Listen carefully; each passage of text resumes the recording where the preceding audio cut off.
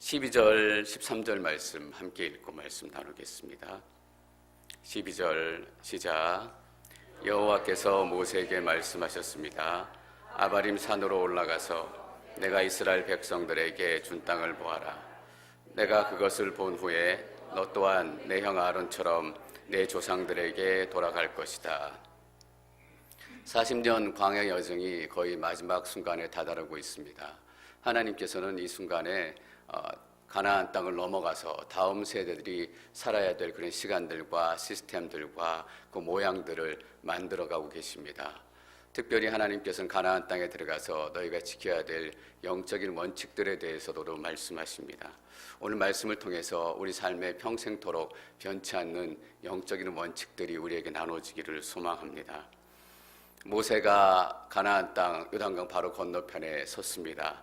아바림 산이라고 하는 산에 올라가서 하나님께서 백성들에게 약속하신 가나안 땅을 바라봅니다. 만감이 교차하는 순간입니다. 모세가 아바림 산에 올라가서 그 가나안 땅을 바라볼 때, 야, 이곳까지 오기 위해서 내가 그렇게 힘들고 애를 썼단 말인가. 때로는 이스라엘 백성들에게 위협을 당하기도 하고 죽을 고비를 몇 번이나 넘기기도 하고, 그래도 하나님의 말씀 하나 붙들고 여기까지 왔는데 드디어 왔구나라는 마음이 들기 시작했을 것입니다. 특별히 12절 말씀 중에서 제게 감동을 주는 말씀이 있습니다. 내가 이스라엘 백성들에게 준 땅을 보아라. 앞으로 이스라엘 백성들에게 줄 땅이라고 얘기하지 않고 이미 준 땅이다라고 얘기했습니다. 여러분, 하나님의 약속이라는 것은 이런 것입니다. 하나님의 약속은 선포되어지는 순간에 이미 이루어지기 시작한 것입니다.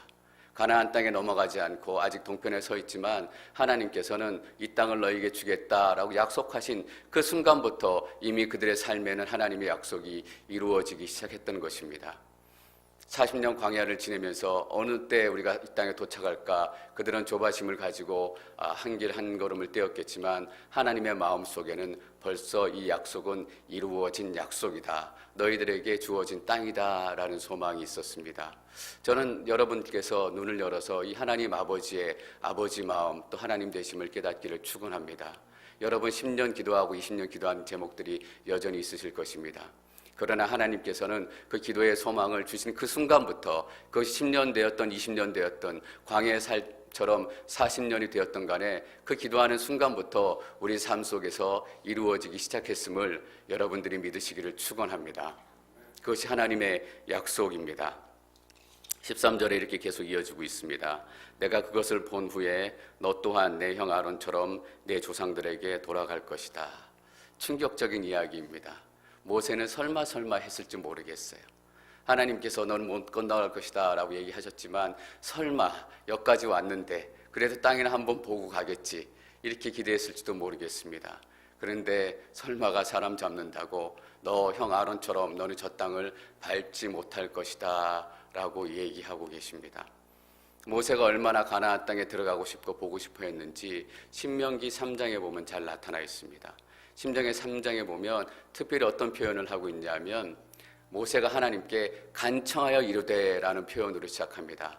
간곡히 간청하여 이른다라는 것은 간곡하게 심령을 다해서 기도했다라는 의미입니다.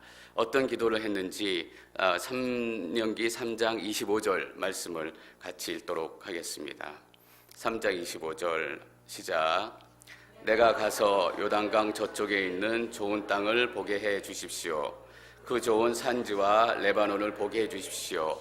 여러분, 이것이 모세의 마지막 간절한 소원이고 기도입니다. 그 땅 가서 살게 해주시고 그 땅의 젖과 꿀을 누리게 해주십시오, 그런 청도 아니고 하나님 저 땅에 한번 들어가서 보게 해주십시오. 레바논 땅이 어떤 땅인지, 가나안 땅이 어떤 땅인지 한 번만 보게 해주십시오. 간절하게 하나님께 구하는데 하나님께서 이렇게 대답하십니다. 26절 말씀, 신명기 3장 26절 계속 읽도록 하겠습니다. 시작. 여호와께서는 너희로 인해 내게 진노하셔서 내 말에 귀 기울이지 않으셨다. 여호와께서 말씀하셨다. 그것으로 충분하니 이 문제에 대해 내게 더는 말하지 말라. 이것으로 충분하니 이 문제에 대해서는 더 이상 내게 이야기하지 말라. 여러분, 충격 아닙니까? 우리의 기도 중에서도 하나님께서 듣지 않는 기도가 있다라는 것입니다. 때로는 우리가 열심히 기도하지만 하나님의 특별한 계획 때문에 우리 삶에 응답되어지지 않는 것이 있습니다. 응답되어지지 않는 표현이라기보다는 하나님께서 노하고 대답하신 것들이 있습니다. 여러분, 그래서 우리는 하나님을 신뢰해야 합니다. 하나님께 때로는 우리 기도에 노라고 대답하시지만 하나님은 하나님이시고 하나님은 온전한 분이시기 때문에 하나님께서 그 노라는 응답을 통해서도 우리에게 더 선한 하나님의 결과를 가지고 올 것이다. 이것이 믿음이고 이것이 신앙입니다. 여러분, 우리는 하나님께 무엇을 얻으려고 우리의 욕심을 취해내려고 기도하고 신앙생활을 하는 것이 아닙니다. 하나님의 뜻이 우리 삶에 이루어지도록, 하나님의 영광이 우리 삶에 나타나도록, 그것이 기도이고 그것이 우리의 믿음이기도 한 것입니다. 하나님께서는 분명히 노라고 말씀하셨습니다. 기록되어 있지 않았지만 모세의 마음속에는 억장이 무너진 듯한 그런 충격으로 다가왔을지도 모르겠습니다. 그러나 모세는 그 하나님의 명령에 순종합니다. 모세가 그 땅에 들어갈 수 없었던 사건이 한 가지 발생하는데 그 사건에 대해서 14절에 기록을 하고 있습니다. 얼마나 중요하고 또 얼마나 급한 사건이었길래 모세조차도 가나안 땅에 들어갈 수 없었을까? 14절 말씀을 계속 읽습니다. 14절 시작. 이는 신광야에서 회중이 다투었을 때 너희가 그들의 눈앞에 문을 내어 내 거룩함을 나타내라는 내 명령을 거역했기 때문이다. 이곳은 신광야의 가데스의 무리바 물가였습니다. 무리바 물가에서 일어난 사건에 대해서 간략하게 설명을 드릴 필요가 있을 것 같습니다. 무리바의 가데스 무리바라는 곳에 도착했을 때 이스라엘 백성들이 목이 마르고 물이 없기 때문에 아론과 모세에게 불평과 불만을 토해내기 시작했습니다. 여러분, 이스라엘 백성들이 한번 불평을 토해내기 시작하면 멈추지 않고 모세와 아론의 생명까지 위협했던 일이 번번하게 나타나 있었습니다. 근데 물을 달라고 불평하니까 모세가 하나님 앞에 엎드리고 어떻게 해야 됩니까? 라고 하나님 앞에 도움을 청합니다. 근데 하나님께서는 바위에게 명령해 물을 내라 라고 말씀하세요. 근데 모세는 이때 몹시 마음이 언짢고 계속해서 불평하는 이스라엘 백성들 때문에 화가 나 있었어요. 그래서 모세가 어떻게 얘기하냐면 이스라엘 백성들에게 이 반역자들아, 우리가 불순종하는 너희를 위해 물을 내야겠느냐. 여러분, 물은 하나님께서 내시는 것이지 모세와 아론이 내는 것이 아닙니다. 근데 이스라엘 백성들에게 화를 내면서 내가 너희들을 위해서 물을 내야 되겠느냐, 너희는 이 물을 먹을 가치조차 없는 사람들이다 라고 분노를 쏟아내며 화를 내고 있습니다. 여러분, 이 일 때문에 하나님께서 화를 내셨어요. 왜냐하면 하나님께서는 물이 중요한 것이 아니라 하나님의 거룩함을 드러내는 것이 더 중요하셨기 때문입니다. 14절 말씀 여러분 잘 보십시오. 신광야에서 회중이 다투었을 때 너희가 그들의 눈앞에 물을 내어 내 거룩함을 나타내라는 명령. 물을 내는 것이 진짜 명령이 아니라 진짜 하나님께서 주시고 싶은 명령은 그 일을 통해서 하나님의 거룩함을 나타내는 것입니다. 여러분, 무리바의 물 사건, 하나님께서 허락하셔서 물을 주셨는데 그 사건을 기억하고 읽을 때마다 그 현장에서 하나님을 기억하기 어렵습니다. 저는 그 사건을 기억하면 늘 떠오르는 것이 화가 난 모세의 얼굴이 기억이 납니다. 이스라엘 백성들이 시간이 지나고 어땠을까요? 무리바에 그들이 물이 없었을 때 바위에 솟아났던 그 사건들을 기억하면서 거룩한 하나님의 영광을 기억해야 되는데 그때 모세가 엄청 화났었지. 모세가 엄청 화나가지고 지팡이로 바위를 2번이나 세게 내려쳤지. 여러분, 하나님의 거룩함을 드러낸다는 것은 하나님의 하나님 되심이 드러나고 또 하나님의 주인 되심이 드러나야 하는 것입니다. 이 물 사건을 통해서 하나님께서는 내가 너희들의 주인이고 내가 너희들 가운데 왕으로 임했다라는 것을 드러내고 싶으셨습니다. 그런데 아무도 하나님의 영광을 기억하는 것이 아니라 화난 모세의 얼굴을 기억하기 시작했던 것입니다. 지금으로 비교하면 이런 비교라고 말씀드릴 수 있을 것 같아요. 설교자가 말씀에 따라 때로는 회중들을 책망하고 회중들을 혼내기도 하고 회중들을 꾸짖기도 할 수 있습니다. 하나님 말씀이 그렇게 말하고 또 하나님의 음성이 그렇게 들려지면 그렇게 담대하게 꾸짖고 책망할 수 있지만 성도들에게, 회중들에게 화가 났다는 이유로 그 화난 마음으로 성도들을 꾸짖고 혼내기 시작한다면 사람들은 거기서 하나님의 말씀, 하나님이 어떤 분이신가를 기억하는 것이 아니라 목사님이 많이 화났나 보다. 목사님이 엄청 화났나 보다. 왜 화나셨을까? 여러분 잘 기억하시기 바랍니다. 하나님의 말씀이 기억나고 하나님의 얼굴이 기억나야 되는 그 자리에 하나님의 얼굴이 기억나는 대신 누군가의 얼굴, 누군가의 화난 모습이 기억나기 시작한다면 그것은 하나님께 큰 죄를 짓는 순간입니다. 하나님께서는 모세에게 이스라엘 백성들에게 이러한 교훈을 나타내기를 원하셨습니다. 다 물에 관심이 있었어요. 그러나 하나님의 진짜 관심은 물에 있는 것이 아니라 하나님이 어떤 분이신지를 그들 가운데 드러내 나타내는 것에 있었습니다. 물 주는 것이 하나님께 무슨 큰 빅딜이겠어요. 물을 지으시고 하늘을 지으시고 궁창을 지은 하나님께서 물이 필요하면 그냥 물을 주실 수도 있고 오아시스를 주실 수도 있었는데 모세를 통해서 그 일을 하신다라는 것은 그 일을 통해서 하나님을 드러내기를 원하시는 것입니다. 저는 저와 여러분들의 한 가지 질문을 던지기를 원합니다. 여러분의 삶을 통해서 과연 하나님의 거룩하심이 드러나고 있습니까? 이런 분들이 계세요. 기분 좋게 사역해야 되는데 사역하면서 계속 화내는 분들이 계세요. 그런 분들하고 사역하고 나면 하나님의 영광이 기억나는 게 아니라 그분의 화난 얼굴만 기억이 나요. 사람들하고 얘기할 때 그냥 기분 좋게 얘기해도 되는데 같은 얘기를 꼭 화내면서 얘기하시는 분들이 계세요. 사도 바울이 우리를 어떻게 얘기했냐 하면 우리는 그리스도의 향기, 그리스도의 편지다라고 얘기했어요. 어떤 의미이겠어요? 우리가 거하는 그 자리는 우리의 더러운 죄의 향기가 아니라 그리스도의 향기가 남아있어야 된다라는 의미예요. 우리는 그리스도의 편지다. 우리가 전하는 그 자리에, 우리가 거하는 그 자리에 우리의 분노, 우리의 느낌, 우리의 두려움들, 우리의 불편한 생각들이 전해지는 것이 아니라 예수 그리스도의 메시지가 증거되어야 된다라는 의미예요. 저는 여러분들이 이 권면의 말씀을 잊지 않기를 축원합니다. 우리가 거하는 그곳마다 우리의 죄의 흔적이 남지 않기를 축원합니다. 예수 그리스도의 향기가 남고 예수 그리스도의 메시지가 증거되어야 하는 것입니다. 하나님께서는 모세에게 그것을 경고하기를 원하셨던 것입니다. 모세는 이 하나님의 말씀에 순종할 수 있었어요. 여러분 마지막 그 영광의 순간을 다 내려놓고 그 산에서 내려온다라는 것이 말처럼 쉽지 않습니다. 한 목사님이 처갓집에서 돈도 빌리고 전세방에 돈도 빼서 교회를 시작해서 기도하고 하나님의 은혜로 큰 교회를 목회하게 됐어요. 그리고 나이가 드셔서 은퇴하게 됐을 때 정말 기쁜 마음으로 하나님께 원하시는 후계자에게 그 교회를 잘 물려주고 떠날 수 있다. 이거 참 어려운 것 같아요. 많은 분들이 그 욕심을 버리지 못하고 여러 가지 실수를 범하게 되는 것은 그것이 내 교회다, 내 사역의 결과다라고 생각하고 있기 때문이에요. 그래서 우리는 내려놓는 훈련이 필요해요. 저는 이 이후에 성경이 기록되진 않았지만 모세가 그 삶을 통해서 이 사건의 교훈을 바탕으로 얼마나 내려놓는 훈련이 그 삶의 뼈 깎는 훈련으로 시작되었을까, 계속되었을까 생각을 하게 돼요. 여러분, 저희 앵커리지 온누리 교회는 사역팀장 임원들을 선출하면 임기가 2년이에요. 제가 보기에도 어떤 분들은 그 사역을 너무 잘해서 저분이 한 텀 더 하면 좋겠다. 저분이 한 2년 더 해서 저 사역이 온전히 세워지면 좋겠다. 또 팀장으로 총무로 섬기시는 그 임원들도 마찬가지세요. 내가 이 사역이 너무 좋고 이 사역을 하니까 열매가 많이 나오는 것 같고 내가 이 사역을 좀 몇 년 더 했으면 좋겠다. 근데 저희는 2년 딱 임기제를 두고 있어요. 그 사역을 잘하셨던 못하셨던 2년이 지나면 팀장도 바뀌고 총무도 바뀌어요.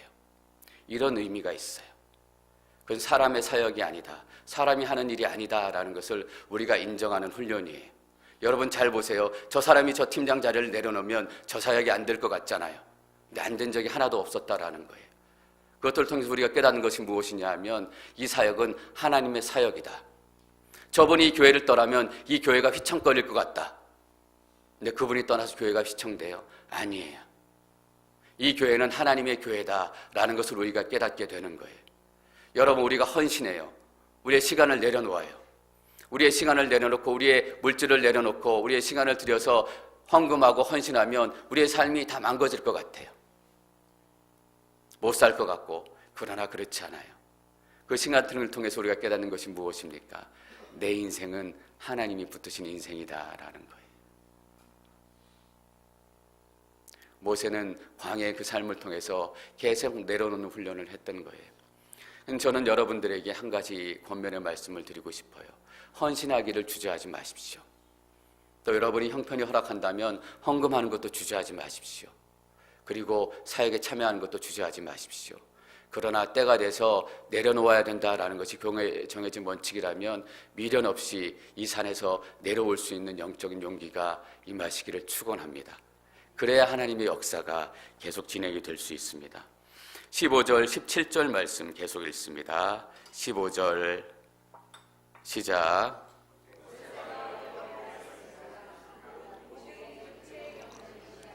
하나님이신 여호와여, 이 회중을 위해 한 사람을 세우셔서 그가 그들의 앞에 나아가고 들어오게 하시며 또한 그가 그들을 데리고 나가고 데리고 들어오게 하셔서 여호와의 회중이 목자 없는 양떼처럼 되지 않게 해주십시오.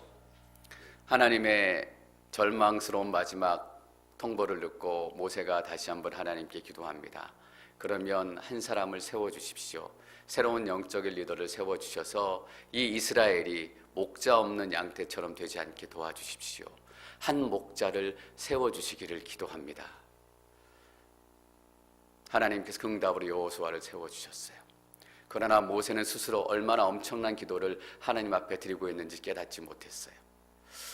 여러분, 사무엘하 5장 2절 보면 다윗에 대해서 이렇게 기록을 하고 있습니다. 사무엘하 5장 2절 말씀 함께 읽도록 하겠습니다. 시작. 전에 사울이 우리 왕이었을 때 이스라엘 군대를 이끌어내기도 하고 다시 데리고 들어오기도 한 분은 왕이었습니다. 그리고 여호와께서 왕께 너는 내 백성 이스라엘의 목자가 되고 이스라엘의 통치자가 될 것이다 라고 말씀하셨습니다. 이스라엘 군대를 이끌어내기도 하고 데려내기도 하고, 오늘 본문에 나와 있는 표현과 너무 흡사한 표현이에요. 하나님께서 다윗 왕을 목자로 세우셨습니다. 여러분, 모세는 여호수아를 세우기 위해서 이 기도를 드렸지만 하나님의 마음에는 벌써 다윗을 세우려는 계획이 임하고 계셨던 것입니다. 그래서 이 기도를 통해서 다윗이 세워지고 또 사무엘의 기도를 통해서 하나님의 기도가 계속 응답되어져 갑니다. 근데 여러분, 여기서 멈추지 않습니다. 요한복음 10장 11절 말씀 읽습니다. 10장 11절 시작. 선한 목자라, 선한 목자는 양들을 위해 자기 생명을 내놓는다. 여러분, 놀랍지 않습니까? 모세의 이 짧은 기도가 예수 그리스도 안에서 성취되어졌습니다. 여러분, 이 영적인 진리를 우리는 잊지 말아야 합니다.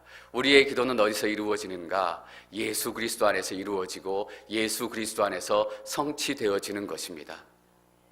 여러분, 우리가 기도하는 것 같지만 우리의 능력으로 이루는 것이 절대 아닙니다.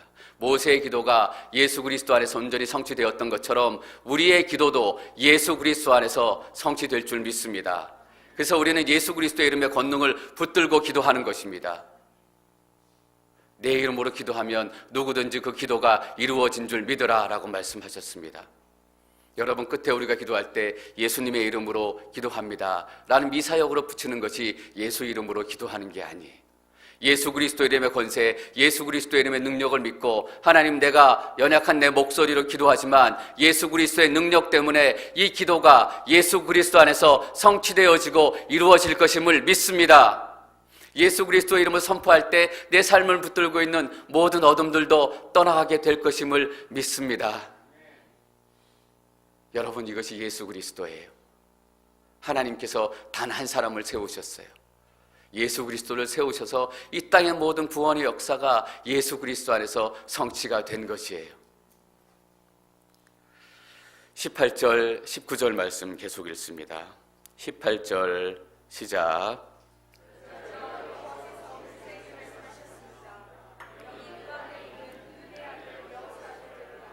그에게 안수하여라. 그를 제사장 엘르아살과 온 회중 앞에 서게 하고 그들이 보는 가운데 그를 임명하여라. 모세의 기도에 바로 하나님께서 응답해 주십니다. 어떤 기도는 10년이 지나야 응답되지만 어떤 기도는 바로 응답이 될 수도 있습니다.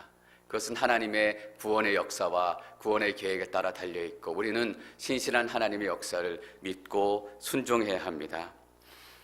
여호수아는 출애굽기 17장에 처음으로 나타납니다. 시내산에 도착하기도 전에 이스라엘 백성들이 아말렉 군대와 싸울 때 모세가 여호수아에게 명령합니다. 군사를 데리고 나가서 아말렉 군대와 싸워라. 성경은 여호수아를 어떻게 소개하고 있냐 하면, 어렸을 때부터 모세를 보좌했던 보좌관이었다라고 얘기하고 있습니다. 그 여러분들 잘 아시는 것처럼 가데스 바네아 정탐꾼 사건 때는 다른 10명의 정탐꾼들이 다 안 됩니다라고 얘기할 때 갈렙과 함께 유일하게 하나님께서 기뻐하시면 그 거인 아낙 자손들도 우리가 이기게 되고 가나안 땅을 차지하게 될 것입니다. 여호수아는 하나님 편에 섰고 늘 모세 편에 섰던 사람입니다. 여러분, 여호수아에 대해서 공치사 하기 시작한다면 여호수아에 대해서 끝없이 얘기할 수 있습니다. 그러나 하나님께서는 단 한마디로 여호수아에 대해서 정의하십니다. 뭐라고 정의하시냐 하면 영이 그 안에 있는 눈의 아들 여호수아를 데려다가 그 안에 하나님의 영이 있다라는 얘기입니다. 지금 표현을 하면 성령의 충만함을 입은 여호수아. 여러분, 이것이 하나님의 공동체, 교회, 그리고 세상 공동체와 다른 차이입니다. 세상은 지식이 있는 사람, 힘이 있는 사람, 권력이 있는 사람, 많이 배운 사람을 지도자로 선출하지만 하나님의 공동체, 교회 공동체는 성령이 충만한 사람을 지도자로 선출합니다. 사도행전 6장 2절 말씀, 또 3절 말씀을 계속해서 읽어보겠습니다. 사도행전 6장 2절 시작. 12사도들은 제자들을 모두 불러놓고 말했습니다. 우리가 음식을 분배하는 일로 인해 하나님의 말씀을 가르치는 사역을 소홀히 여기는 것은 옳지 않습니다. 형제들이여, 여러분 가운데 성령과 지혜가 충만하다고 알려진 사람 7명을 뽑으십시오. 그러면 이 임무는 그들에게 맡기고. 밥 먹는 일 때문에 큰 문제가 초대교회에 생겼습니다. 그때나 지금이나 먹는 문제가 큰 문제인 것은 틀림이 없습니다. 그래서 이 일 때문에 12명의 제자들이 기도하는 일에, 말씀을 전하는 일에 전념할 수 없었기 때문에 7명의 도울 사람을 뽑자라고 얘기합니다. 그들이 맡은 임무는 이것입니다. 음식을 분배하는 일로 인해, 음식을 분배하는 일로 사람을 7명 세우는데 어떤 사람을 세우냐 하면 성령과 지혜가 충만한 사람을 세웁니다. 여러분, 우리가 두 가지 사실을 깨달을 수 있습니다. 첫 번째는 음식을 분배하는 일도 성령 사역이다라는 거예요. 우리가 기도하고 말씀을 전하는 일만 성령 사역이 아니라 주일날 2층에서 식사하고 음식을 나누는 이 일도 성령의 사역이다라는 거예요. 그렇기 때문에 그 일을 하기 위해서 성령의 충만한 사람이 필요했다라는 거예요. 여러분, 우리는 우리 공동체 안에 이 원칙이 흔들리지 않기를 원합니다. 지식이 있고 힘이 있고 재산이 있고 이런 분들이 우리 교회 공동체의 리더가 되고 순장님이 되는 것이 아니라 어느 뭐를 보아도 성령이 충만한, 또 지혜가 충만한 분들이 리더로 세워지는 역사가 나타날 줄 믿습니다. 이것이 교회가 돼야 합니다. 하나님께서는 지식이 있는 사람, 또 돈을 가진 사람을 뽑은 것이 아니라 성령에 충만한 여호수아를 뽑으셨습니다. 그래서 우리는 우리의 자녀들, 다음 세대를 세울 때 성령의 충만함을 놓고 간절하게 기도해야 됩니다. 많이 배워야 하고 또 좋은 사람들을 만나야 하지만 첫 번째 기도 제목은 성령 충만한 사람이 되게 해주십시오.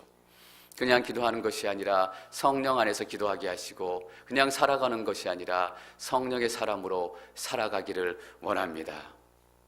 그래서 모세는 하나님의 명령에 따라서 여호수아를 사람들 앞에 또 엘르아살 앞으로 데려와서 임명식을 시작합니다. 20절, 21절 말씀 읽습니다. 20절과 21절 시작.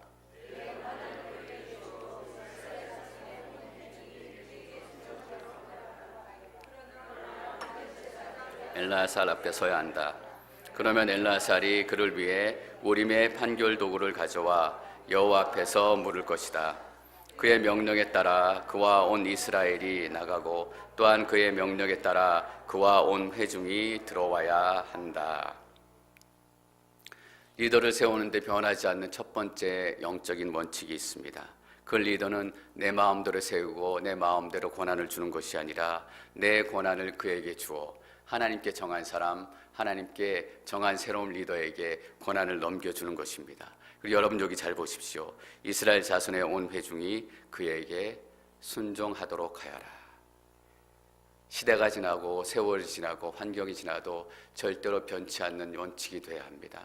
하나님께 세우신 사람에게는 우리가 변함없이 순종해야 한다라는 거예요. 그 사람이 모세가 되었던, 그 사람이 여호수아가 되었던, 그 그 사람이 다윗이 세웠던 하나님의 기름 부으심을 받고 세워진 사람들은 그들의 말씀에 따라 우리가 순종을 해야 한다라는 거예요. 여러분, 이것이 모세와 여호수아의 이야기뿐이겠습니까?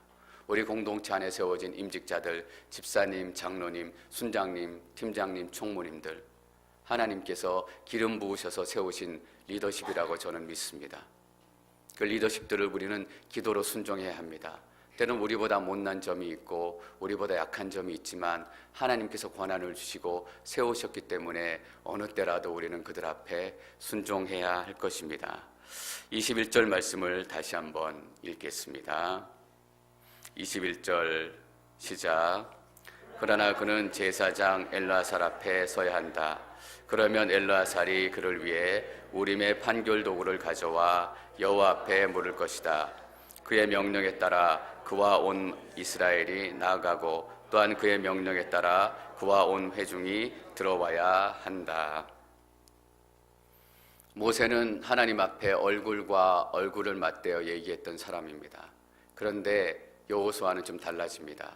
엘르아살 앞에 서야 합니다. 모세와 하나님과 대화했던 방식, 또 여호수아와 하나님이 대화하는 방식이 이렇게 차이가 나기 시작합니다. 여호수아는 엘르아살 앞에서 하나님의 뜻을 묻고 구해야 합니다. 커뮤니케이션 방식은 달라집니다.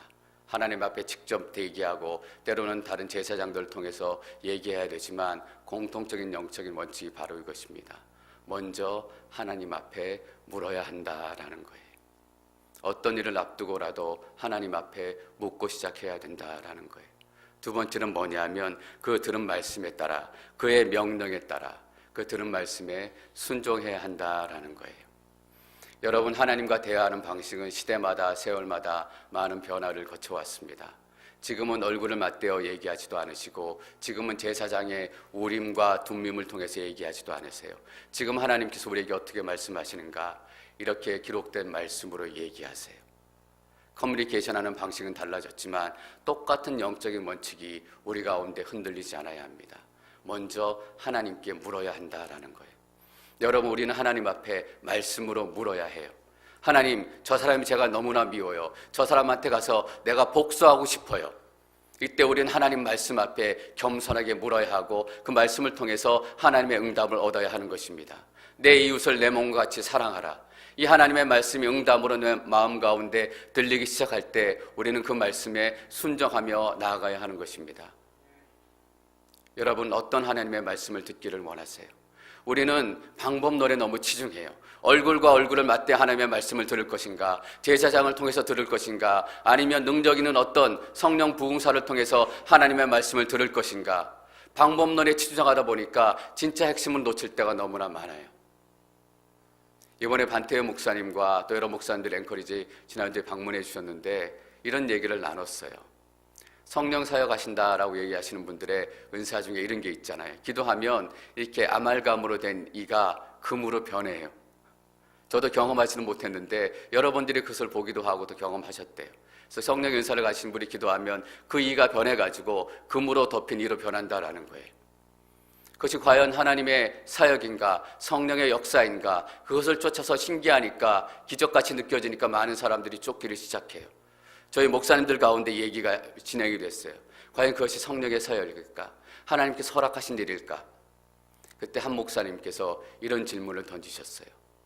금리빨이 된 다음에 과연 그들의 인생이 어떻게 변했냐라는 거예요. 과연 금리빨이 되어서 그들이 성령의 사람이 되고 말씀의 사람이 되고 순종의 사람이 되었냐라는 거예요. 근데 그 목사님께서 금리빨을 달고 성령의 사람, 순종의 사람으로 변화된 사람들을 한 번도 만나지 못했다라는 거예요. 여러분, 하나님의 음성을 듣고 커뮤니케이션하는 방법, 그 방법이 문제가 아니에요. 우리가 하나님 앞에 겸손히 묻고 들려진 말씀에 따라 순종하느냐. 여러분, 여호수아를 얘기할 때 영이 그 안에 있는 눈의 아들 여호수아, 성령 충만한 여호수아. 성령 충만의 결과는 능력이기도 해요. 그러나 더 큰 성령 충만의 결과가 뭐냐면 하나님의 말씀 앞에 순종하는 거예요. 모세는 성령 충만한 사람이었음에 틀림이 없어요. 왜냐하면 이 마지막 순간에도 하나님 말씀에 순종하고 있기 때문이에요. 여러분들은 성령 충만하십니까? 여러분들이 방언하시느냐, 예언의 은사가 있으시냐, 치유가 인사가 있으시냐, 이런 것을 지금 묻지 않아요. 여러분이 하나님 말씀 앞에 순종하고 있느냐라는 것을 제가 묻고 있는 거예요. 그래야 그 삶을 통해서 하나님께서 원하시는 거룩함이 나타나기 시작하는 거예요. 저는 여러분들이 성령 충만하시기를 축원합니다. 22절, 23절 말씀 있습니다. 22절과 23절 시작. 여호와께서 명령하신 대로 여호수아를 데려다가 제사장 엘르아살과 온 회중 앞에 서게 했습니다. 그러고 나서 여호와께서 모세를 통해 말씀하신 것처럼 그가 여호수아에게 안수하고 그를 후계자로 임명했습니다. 모세는 떠나가지만 여전히 성령 충만한 하나님의 지도자로 남아있음을 보여주는 구절입니다. 여러분, 민수기에 가장 자주 등장하는 구절이 바로 이런 구절이에요. 여호와께서 명령하신 대로 모세를 통해 말씀하신 것처럼. 어떻게 보면 모세의 입장으로 볼 때는 가장 절망스러운 순간일 수도 있어요. 저 땅 한번 보고 싶은데 하나님께서 노하신 거잖아요. 낙심하지 않고 끝까지 하나님의 말씀에 순종하는 여호수아의 모습을 보면서 과연 우리의 삶은 어떤 삶인가? 내가 지도자로, 또 내가 교회의 집사로, 또 교회의 순장으로, 팀장으로 섬기면서 과연 내 삶을 통해서 이러한 모습이 드러나고 있는가라는 것을 다시 한번 돌아보게 되는 구절입니다. 여러분, 모세가 왜 위대했을까요? 모세가 기적을 행하고 홍해를 가르고 모세의 기도를 통해서 많은 변화가 나타났기 때문일까요? 모세가 위대한 것은 모세가 끝까지 하나님의 말씀에 순종했기 때문입니다. 처음 시작하는 건 몹시 중요해요. 그러나 정말 중요한 것은 잘 끝맺음을 하는 거예요. 순종으로 시작했다면 순종으로 끝을 맺고, 하나님께서 시작했다면 하나님으로 끝을 맺는 인생이 정말 하나님께 복받은 인생인 줄 믿습니다.